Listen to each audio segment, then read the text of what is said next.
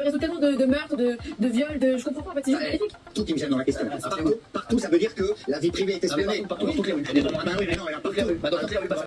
Donc là, c'est suite à l'affaire d'une enseignante qui avait été giflée par une élève. Et alors, je sais plus ce qu'il y a eu après, mais je pense que l'enseignante s'est rebellée, quoi. Et elle explique que si ça avait pas été filmé, en fait, c'est elle qui se serait retrouvée sur le banc des accusés. Parce que voilà, c'est vrai que s'il y a pas de preuves, c'est parole contre parole, elle aurait été plus dans la merde. Le fait que là, ait été filmé, où on la voit effectivement se faire agresser, ça lui a permis de s'en sortir. Et là, le débat, c'est vraiment dire, est-ce qu'il faut mettre des caméras partout? Est-ce que la vidéosurveillance est une atteinte ou non à la liberté? Et la majorité du plateau dit bah oui, il vaut mieux mettre des caméras partout. Et en fait, Gilles Verdez, c'est bien parce qu'il apporte la nuance, c'est-à-dire que en fait, c'est le mot partout qui gêne. Effectivement, il faut distinguer les lieux publics des lieux privés. Moi, ça me dérange pas qu'il y ait des caméras partout dans les lieux publics, parce que de toute façon, dans les lieux publics, cet espace, il t'est pas réservé à toi. Tu peux pas faire ce que tu veux. On parle de liberté, tout ça. Mais je veux dire, une caméra, elle te fait rien. C'est pas la caméra qui va te priver de liberté. Je veux dire, la liberté, elle est prévue par des lois. La caméra, c'est juste pour vérifier si tu respectes les lois. Donc normalement, tant que tu agis bien et que tu restes dans la loi, il y a aucun problème. À l'inverse, après en privé, tu peux faire ce que tu veux, mais c'est pour ça que moi, ça me gêne pas du tout. Et ça sera forcément plus bénéfique. Là où ça devient gênant, c'est si on commence à infiltrer la sphère privée. Et il y a rien de plus public que la rue, quoi. J'ai appris un truc, hein. C'est le tout ou le rien, ça fonctionne jamais. C'est pas partout ni nulle part, c'est là où c'est utile et là où ça sert à quelque chose. Sur 1939 enquêtes, 22 ont été résolues par la vidéosurveillance, soit un peu plus d'1%. Parce qu'il y a pas assez de caméras. Non, mais ça, c'est ça le drame. C'est de venir dire qu'en réalité, il faut toujours plus. Et l'idée de gérer d'un reprocher. On censure même des chaînes qui pourtant avaient notre projet. Avec une question qu'il faut se poser. Est-ce que vous avez confiance dans votre gouvernement?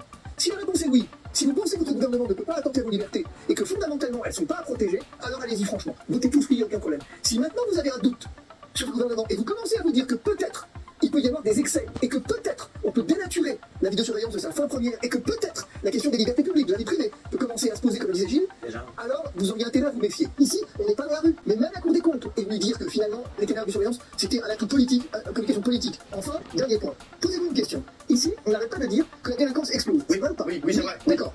Pourtant, les caméras de vidéosurveillance, elles aussi, elles n'ont pas arrêté d'exploser. Est-ce que ça a donc permis d'endiguer la délinquance? Manifestement. Ça a permis de- La réponse est non. Mais sur quoi tu te bases pour le dire? Sur l'évidence. C'est quoi l'évidence?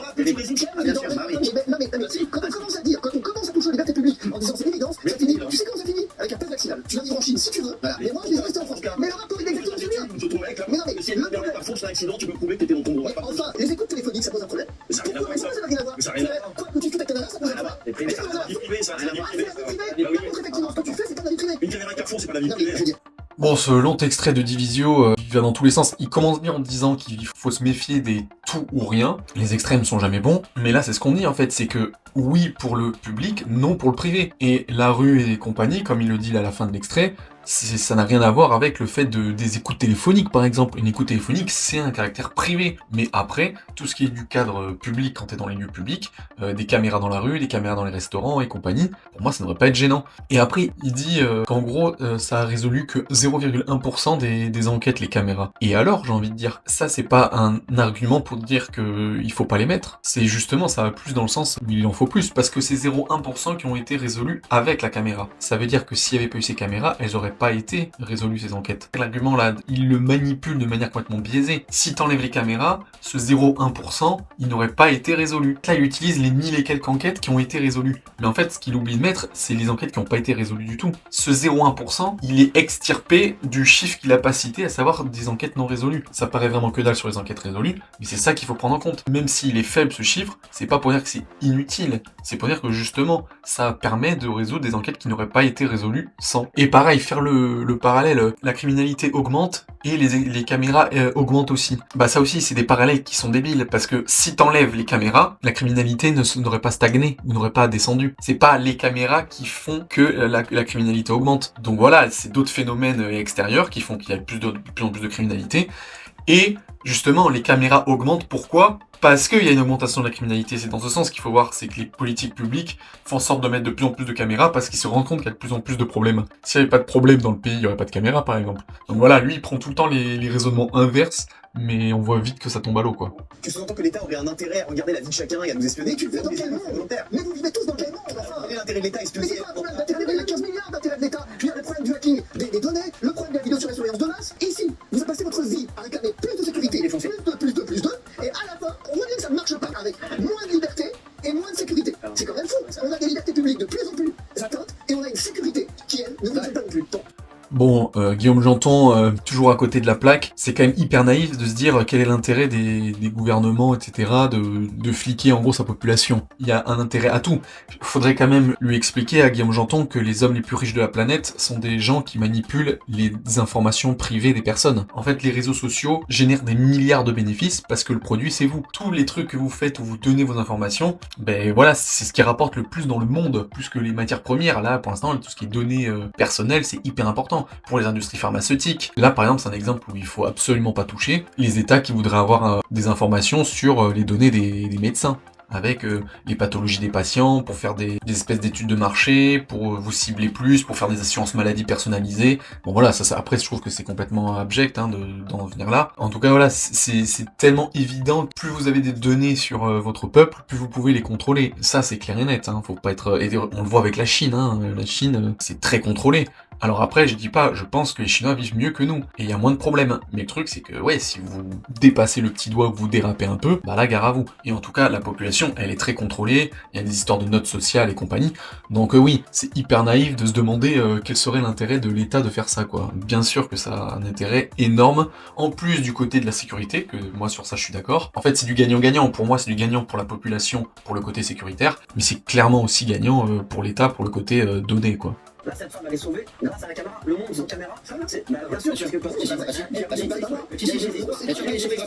la petite Mali, c'est normal. C'est la caméra qui a gâché. C'est toujours pas vrai. Fabrice, tu peux répéter 10 fois ce qu'on a d'accord.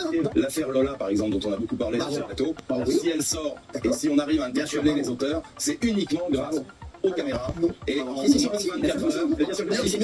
Alors là, c'est marrant parce que ça montre la mauvaise foi de Divisio, qui est avocat, et de toute façon, les avocats ne s'avoueront jamais vaincus, même s'ils perdent dans les procès, ils ne diront jamais qu'ils ont perdu, ils vont toujours trouver des prétextes, mais ça sera jamais de leur faute, en gros. Et là, c'est énorme, parce qu'en fait, en plus, il le dit en partant à la fin de cette séquence, c'est qu'il répète son truc de base, c'est tout ou rien, c'est jamais bon. Mais ça, d'accord, ce message, on l'a compris. Il ne faut jamais aller dans le tout surveillance ou dans le rien surveillance. Mais juste, ça veut dire, ouais, mettre plus de caméras dans les lieux publics, et pas dans les lieux privés. Et lui, il arrive pas à faire la distinction, et en plus, quand après on lui dit que dans le cas de cet enseignant qui a été giflé, bon, c'est l'école, alors est-ce que c'est privé, public? Pour moi, ça reste du public, surtout si c'est une école publique. Pour moi, du coup, on aurait le droit de mettre des caméras dans les écoles. Et en tout cas, là, c'est ça qui l'a sauvé. Et Divisio, il en démord pas, il dit que non, ça n'a pas aidé. Même après, le mec qui explique pour l'affaire Lola qu'apparemment, c'est vraiment grâce aux caméras qu'on a pu trouver la criminelle. Et Divisio qui continue de dire non. Et en fait, c'est le déni, quoi. Enfin, il a zéro argument, mais comme en fait, il a pas envie de s'avouer vaincu, son seul argument, c'est de dire non, non, non. Et même lui, il le cite à un moment donné. Il cite le 0,1% qui a été résolu par des caméras.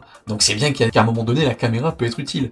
Donc en l'occurrence, comme pour l'affaire Lola, et comme pour cette prof. Il se contredit en plus, donc la défense de Divisio ne tient pas beaucoup. Donc pour conclure, je suis absolument pour qu'il y ait beaucoup plus de caméras, mais même à la chinoise, s'il peut y avoir une caméra de partout, dans toutes les rues, pour être complètement fliqué et tout, mais sans problème. Donc si vous êtes dans les clous, ben voilà, vous faites partie de la société. Si vous n'êtes pas dans les clous, ben vous vous faites prendre. Et regardez, c'est comme la criminelle. Avant, on pouvait tuer plus facilement, parce qu'on se faisait moins rattraper, il n'y avait pas l'ADN, les cheveux et compagnie. Bah là, maintenant, c'est beaucoup plus dur pour les criminels, mais ils vont pas pleurer, ils vont pas se dire c'est une atteinte à la liberté. Bah ouais, les techniques avancent, bah là, voilà, les caméras, c'est une technique en plus. Et encore une fois, il faut vraiment distinguer le public du privé. Non à l'interférence du gouvernement et d'autres sociétés comme ça sur le domaine privé, mais oui à plus de surveillance publique.